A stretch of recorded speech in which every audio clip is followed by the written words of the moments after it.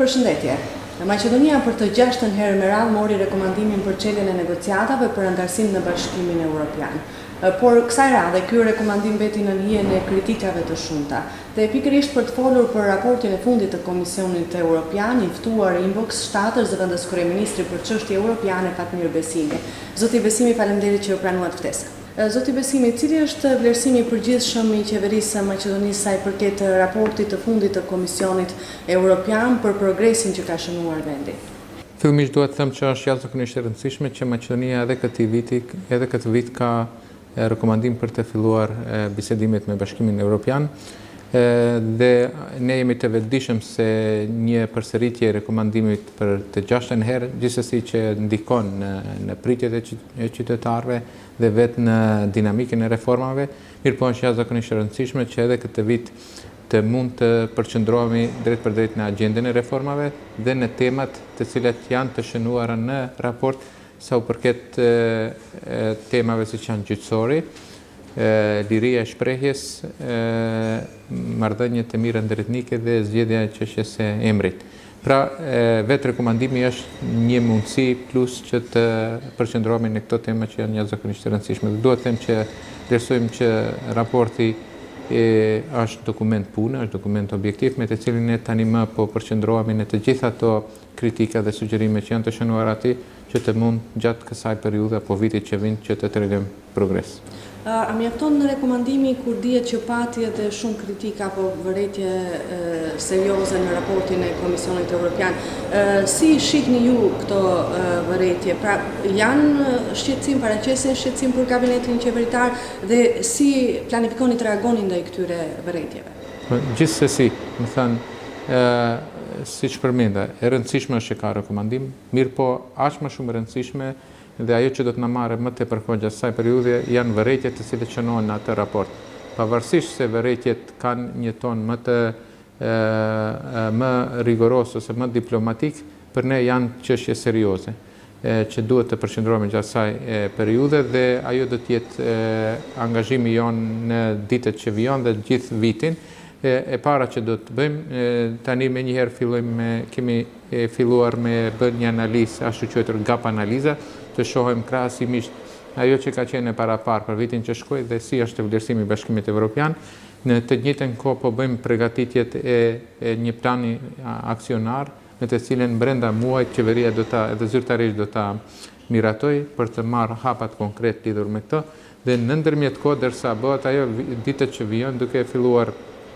nga dita e sotme, ne do të kemi takime të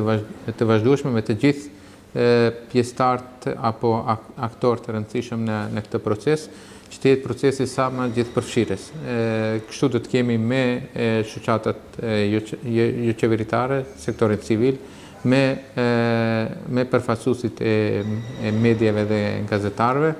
me pjesën akademike, gjithsesi universitetet, ekspertët, me gjyqësorin dhe të gjitha institucionet me radhë, ashtu që të krijojmë një proces sa më gjithëpërfshirës dhe të jemi sa më aktiv dhe sa më konkret në aktivitetet që priten nga ne në këto tema. Ashtu që faza e parë do të jetë deri në dhjetor se çka mund të bëjmë, duke përfshirë edhe dialogun politik të cilin duhet të krijojmë një klimë më të mirë dhe një progres në këtë drejtim deri në dhjetor, po ashtu edhe në tema tjera të cilat janë të përmendura në raport. Maqedonia, përveç që ka probleme me emrin me Greqinë si kusht për antarësim në Bashkimin Evropian, ka dhe zbatimin e reformave në gjyqësor, në administrat, kërkohet efikasitet institucional, pastaj në fushën e ekonomisë dhe janë disa fusha të tjera. A rrezikon Maqedonia vendin e statusin e vendit kandidat që ka për NB me ngecjet sa i përket çështjes së emrit, por edhe me mungesën e dialogut politik dhe mos zbatimin të themi me përpikëri të reformave? Ajo që është vlerësimi i Komisionit të Evropës është që Maqedonia në këtë fazë në nivel të mjaftueshëm i plotëson kriteret politike të cilat janë si bazë për rekomandimin të cilin Komisioni i Evropës e jep për Maqedoninë. Dhe kjo është jashtëzakonisht e rëndësishme. Gjithsesi që procesi i integrimeve dhe reformave në të gjitha fushat që përmendëm është jashtëzakonisht e rëndësishme, që Maqedonia të drejtojë kapacitete demokratike, kapacitete institucionale dhe ato ekonomike që të jetë nesër pjesë e barabartë e Bashkimit Evropian. Këtu dua të përmend që sa i përket dialogut politik, është jashtëzakonisht e rëndësishme që ashtu siç thotë dhe raporti, përgjegjësia është në të dy anët, edhe në anën e partive të spektrit qeveritar dhe atyre opozitar, që të japin diçka më tepër mbi intereset partijake, ne duke shikuar në interesin qytetëror që të ketë një progres. Dhe këtu,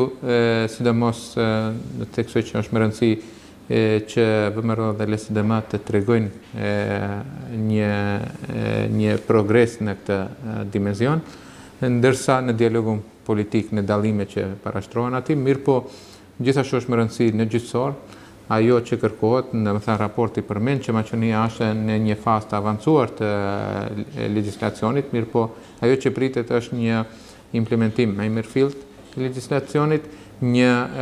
si në aspekt të efikasitetit, pavarësisë së gjyqësisë dhe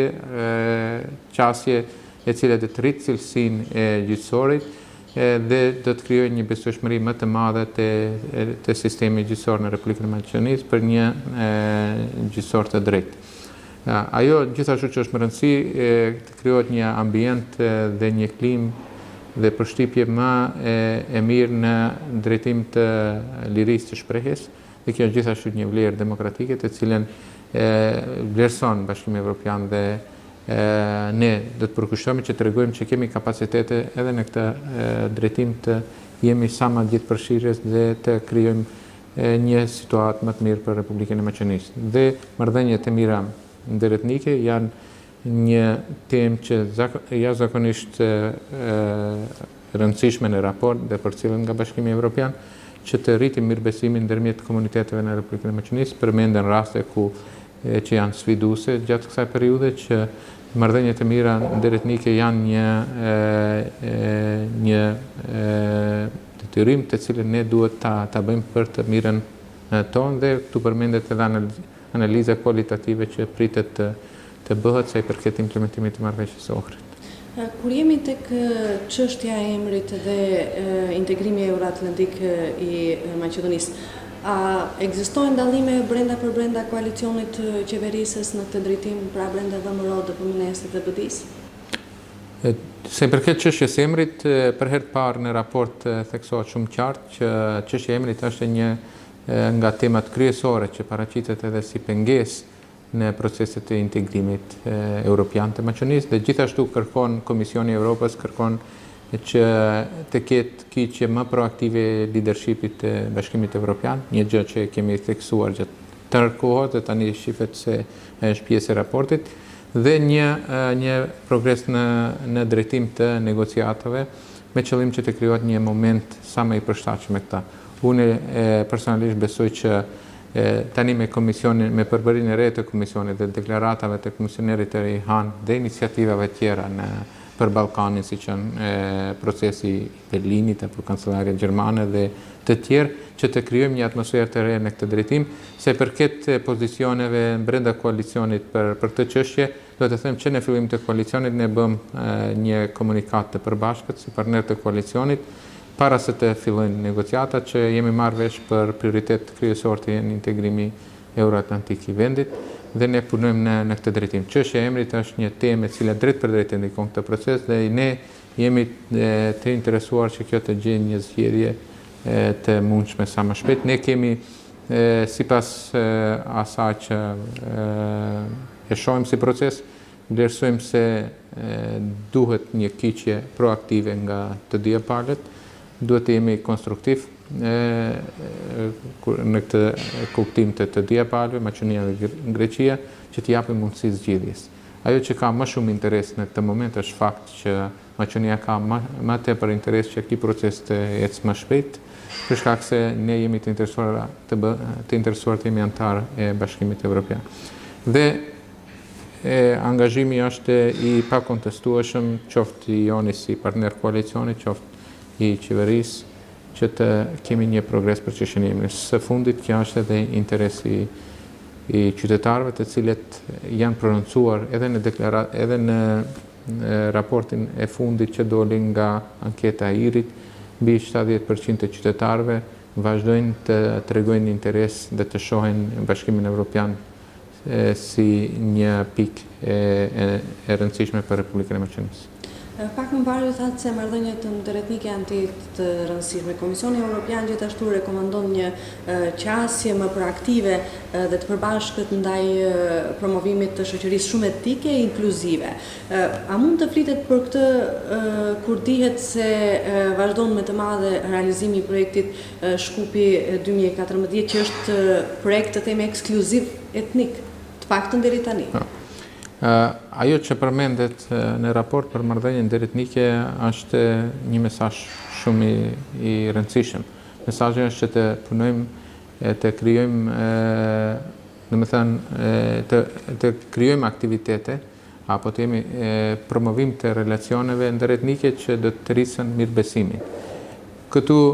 do të përmend më shumë raste, po një të cilën ju përmendet është edhe projekti në fjalë 2014, të cilën ne si partner koalicioni vazhdimisht kemi apeluar dhe brenda koalicionit kemi diskutuar që projekti duhet të reflektojë realitetin shumë etnik të vendit dhe gjithashtu kjo është në mirë të gjithë qytetarëve dhe në të mirë të Maqedonisë, pasi që në atë mënyrë do të kemi edhe përkrahjen e qytetarëve, pasi që çdo njeri do të ndjehet pjesë e procesit dhe gjithashtu vlerësojmë se jo vetëm ky proces, ky projekt dhe projektet të tjera duhet të kenë po qasjet e njëjtë, të jenë transparent dhe të jenë përfshirëse apo gjithëpërfshirëse ku çdo qytetar do ndjehet pjesë e saj, se fundit ata janë para të qytetarëve.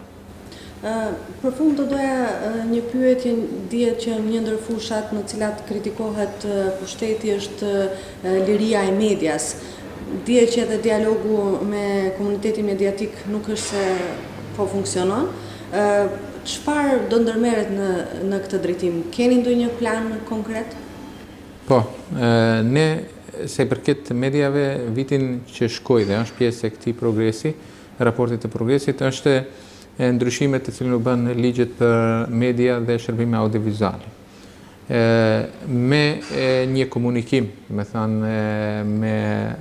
përfaqësuesit e mediave dhe gazetarëve, pavarësisht që ai komunikim ishte shumë kompleks dhe i komplikuar, megjithatë u arrit që pas përgatitjes së ligjeve, pas komenteve që ligji u dorëzuar në për koment në Bashkimin Evropian dhe në Këshillin e Evropës, që të mirën parasysh komentet e këtyre institucioneve dhe gjithashtu komentet apo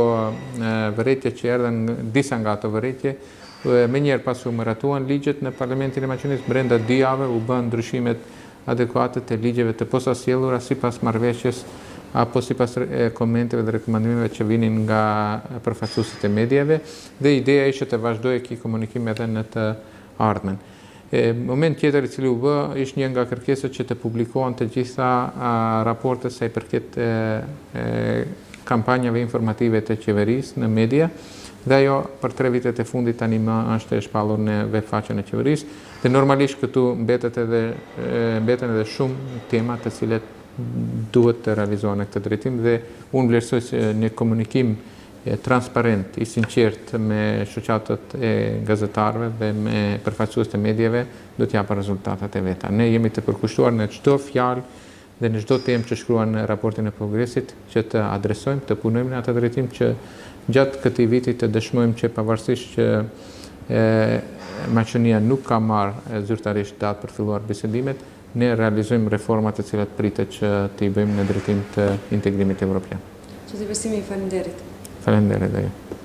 Të nderuar, ndoqët intervistën me zëvendës kryeministrin për çështje europiane Fatmir Besimi, me cilin folëm për raportin e fundit të Komisionit Evropian për Maqedoni. Mirupafshim.